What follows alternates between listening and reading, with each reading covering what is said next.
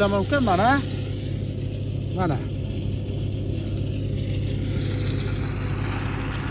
Assalomu alaykum barchaga. Mana bugun biz Xorazm viloyatidamiz. 80.1 rusumli traktorimizga selka agregatini o'rnatib test qilib beryapmiz. Yesurvey kompaniyasida ishlab chiqarilgan IAS 100 modelimiz hozir test jarayonida. Mana bir marta borgan, qaytyapti. Traktorda hech kim yo'q. Test qilinayotgani uchun, syomka bo'lgani uchun sekin yuryapti. 20 tezlikkacha yuradi mana. Bu borishi mana bu. Bunisi qaytishi 76 orasidagi masofa. Mana ko'rishingiz mumkin.